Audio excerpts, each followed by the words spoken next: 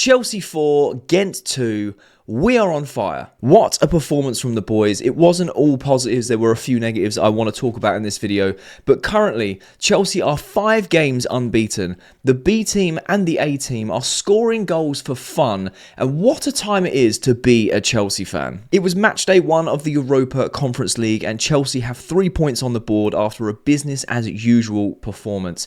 4 goals at home at Stamford Bridge. That is 3 games on the bounce at home that we have won. We've scored 13 goals in the last 3 games, which is outrageous. I cannot remember the last time that Chelsea have done that. Chelsea fans, let's just relish in our current form and enjoy Chelsea for what it is right now. It is an incredible time, an exciting time, a fun time to be a Chelsea fan. So in this video, we're going to go over all of the positives and some of the negatives of the Chelsea-Gent game. So let's get into it. The first positive that I want to talk about is Mykhailo Mudryk. I am the first one to criticise Mudryk. My patience has run very thin with this player, and after tonight's performance, it gives Chelsea fans some hope.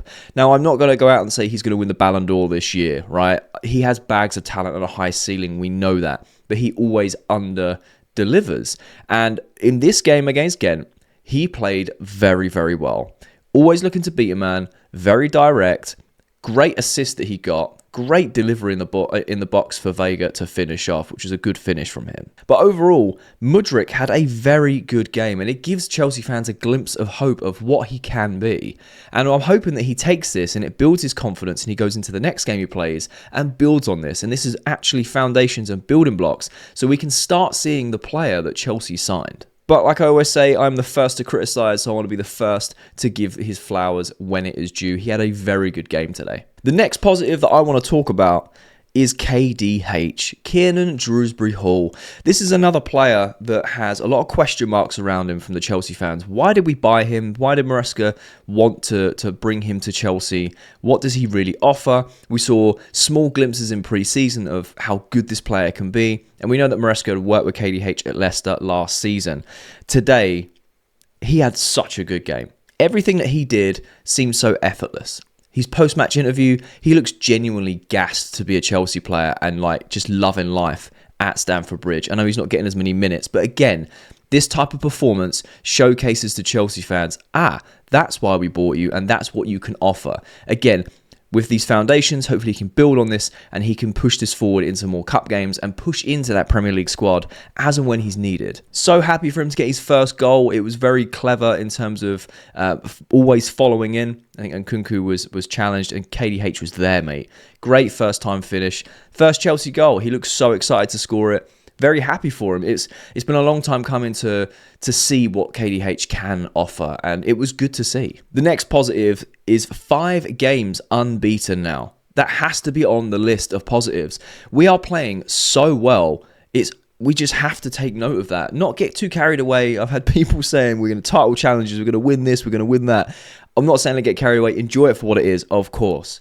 But 5 games unbeaten is just a nice feeling. It's nice to watch Chelsea again. It's exciting. We're scoring goals for fun.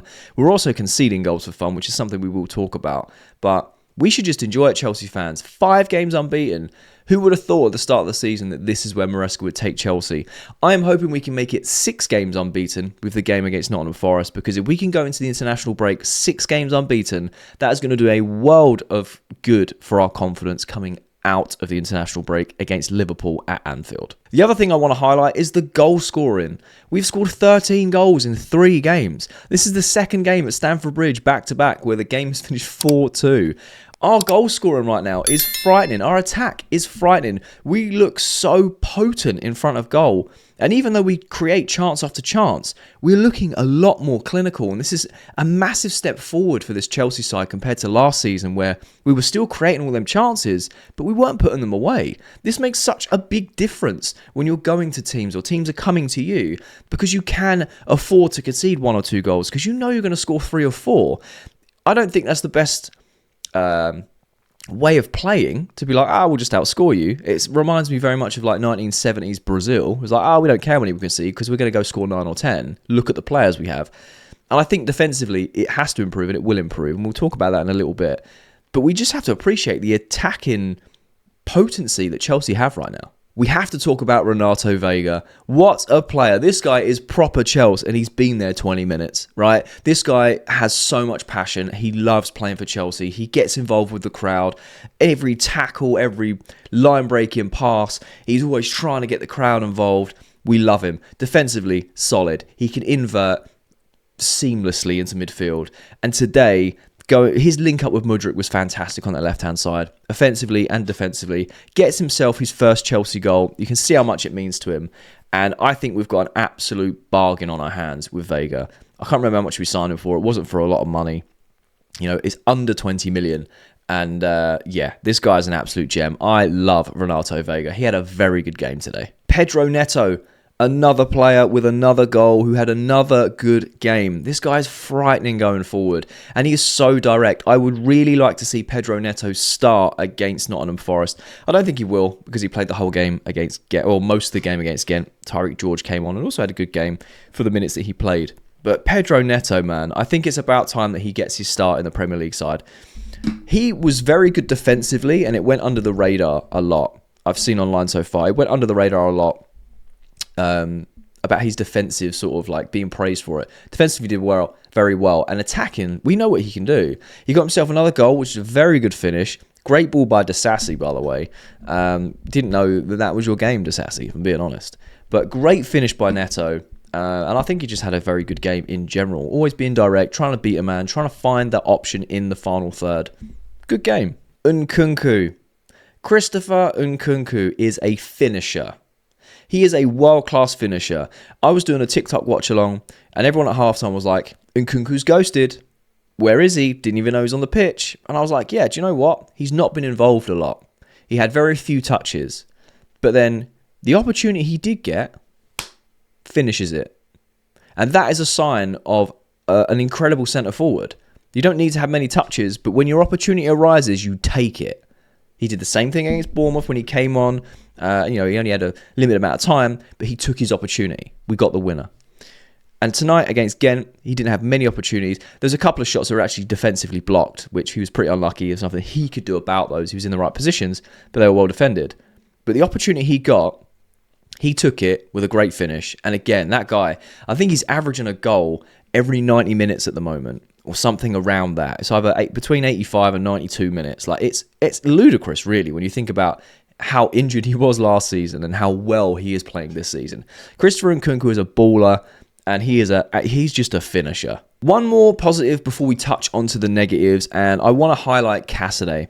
He is not a number 6. We can see that, right? I don't really like seeing him play as a number 6, as he is more of a box-to-box, or a bit further forward as like an 8, or maybe in that sort of 10-ish role, in and around that part of the pitch. That's where he plays best. He's not a 6. However, he had a good game today, and he looked a lot more comfortable in the middle of the park than he did against Barrow. Against Barrow, some very, very shaky moments as he was trying to settle. And again, I'm not saying he had an incredible game as a DM. He's not a DM. But despite that, I think he played well today. I think he fit in quite well, and he just looked a lot more settled at home, like at Stamford Bridge. And I just thought it was worth highlighting stark contrast from the Barrow game to this game against Gent in terms of how confident and how comfortable he felt on the ball and how he was trying to get involved in play. Now let's talk about the negatives. Benoit Badiashile, mate. How are you a professional footballer? He has so many mistakes in him, and I find it so baffling because when we first signed Benoit Badiashile, that guy looked like a Rolls-Royce defender. He got injured. Fair enough. It happens. He comes back from injury, and he is so poor. It's been over a year of Badiashile being bad, by the way. Like, it's literally in his name. Badiashile.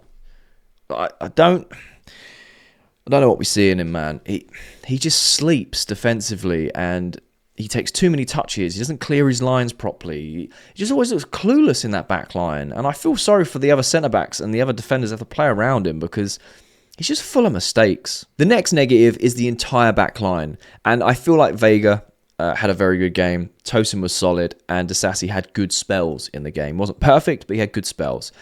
But collectively, we were sleeping. There were times where we lacked concentration, we lacked conviction, and we didn't clear our lines, and we conceded 2 goals. Now, I do want to actually give credit to Gent, because they did not let us have this game easy. They were coming at us the entire game. The entire game, they kept going, and they got rewarded twice because we were sleeping defensively. I don't know what happens at set pieces or in the second phase of play where we don't clear our lines. If you look at Gent's first goal, you had like a group of 5 Chelsea players together, and then about 5 Gent players at the back stick waiting for the cross to come in. We just fell asleep. The defensive line, it needs to be coached out of them. They need to be able to be defensively aware for the full 90, because the type of football we play, if we get caught out, we concede. We know that because there's a whole playing out from the back thing. We get that. But then you're adding to that, ways of conceding if your defensive line is not concentrating for 90 minutes. Twice we switched off, twice we conceded. And it just goes to show, when you look at the score, you think 4-2, that could have been quite tight at times. No, we were completely dominant and in control the whole game. We just, lapse of judgment, twice in the game, concede 2 goals. And it just needs to be highlighted. It needs to improve. Now, typically, this was a game which is a lot more positives than negatives. And I don't want to just rant about Chelsea, but I do want to be fair at all times and give my opinions on the positive things and my opinions on the negative things. And I feel like, like I said, the positives outweigh the negatives. The negatives were, sleeping at the back, Badiashile just always having a mistake in him. Disasi's very inconsistent, but he actually had better spells than he did poorer spells throughout the game. Tosin was fairly solid today. You kind of know what you're getting, but I feel bad for him when he's partnered with Badiashile, because you don't know what you're getting with Badiashile. I think Jorgensen had a pretty good game. I think he wasn't at fault for the 2 goals. There's nothing you could really do about it. The positions he was put in was because the defence was sleeping. But I think his saves were great. His distribution was good. And all round, I think this was a business-as-usual performance from Chelsea. We've got 3 points on the board with 5 games unbeaten. We've scored 13 goals in 3 games. Chelsea fans, this is a great time for us. We should enjoy this. We should be excited. And I am very excited. And I'm looking forward to going into the Nottingham Forest game at the weekend, because I would not want to be Nottingham Forest right now. Chelsea, like I said, scored 13 goals in the last 3 games. That's 5-0, 5-0, 4-2, and 4-2. Yes, we conceded 4. Fair enough. But if you look at the comparison, if you're scoring 13 and conceding 4, do you know what I mean? It's a crazy comparison. But like I said, overall, a great performance from Chelsea. 3 points on the board. Matchday 1, tick. Bring on Matchday 2 in the next few weeks when we have Panathinaikos away, which will be a very tough game in my opinion. If you are new around here and you enjoyed this video, make sure you leave a like, subscribe if you are new, and turn on notifications for that, so that way you get notified every time I upload a video talking Chelsea. I also want to know your thoughts on the game. Do you agree with my post-match analysis of positive and negatives? Did I miss anything? Let me know your thoughts in the comments. I love having a conversation with you guys. And at this point of the video, a thumbnail will appear on the screen. And if you enjoyed this video and you enjoyed Chelsea content, make sure you click the thumbnail, because you enjoy that video too.